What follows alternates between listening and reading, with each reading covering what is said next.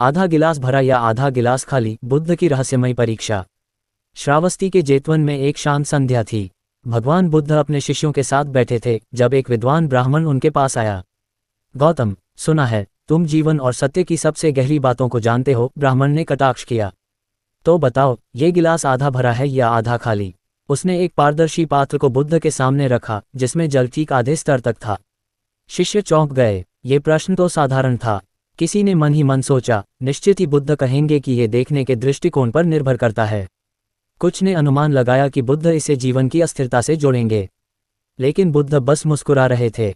बुद्ध का रहस्यमयी उत्तर। बुद्ध ने धीरे धीरे गिलास को उठाया और ध्यानपूर्वक देखा।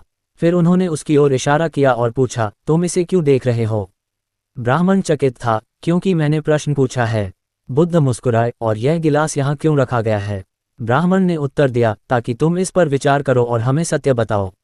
बुद्ध ने गिलास को ध्यान से घुमाया, उसकी सतह पर पड़ती चंद्रमा की रोशनी को देखा और फिर बोले, ये गिलास ना आधा भरा है, ना आधा खाली। ये केवल तुम्हारी दृष्टि का परिणाम है। लेकिन बड़ा प्रश्न यह नहीं है कि गिलास कितना भरा या खाली है, बल्कि यह कि इसे तुम क्या करोगे। शिष्य और ब्राह्मण चौंक गए। रहस्य खुला। बुद्ध ने गिलास को ब्राह्मण की ओर बढ़ाते हुए कहा, यदि तुम्हें प्यास लगी हो तो यह आधा भरा है, क्योंकि यह जीवनदायी है। यदि तुम्हें इसकी आवश्यकता नहीं तो यह आधा खाली है, क्योंकि तुम्हें इससे कुछ नहीं मिलेगा। और यदि तुम इसे छोड़ दोगे तो यह केवल एक निर्जीव वस्तु है जिसका न कोई भरा होना मायने रखता है और न खाली होना। ब्राह्मण स्तब्ध रह गया। वह सोच रहा था कि यह एक सरल प्रश्न है, लेकिन बुद्ध ने उसे ऐसे मोड़ पर पहुंचा दिया जहां उत्तर स्वयं व्यक्ति के भीतर ही था। बुद्ध ने मुस्कुराकर अंतिम बात कही, महत्वपूर्ण यह नहीं कि गिलास आधा भरा है या खाली, बल्कि यह कि तुम इसे क्यों देख रहे हो और इसके साथ क्या कर रहे हो। जीवन भी ऐसा ही है, जो देखता है वही तय करता है कि वह क्या पा सकता है।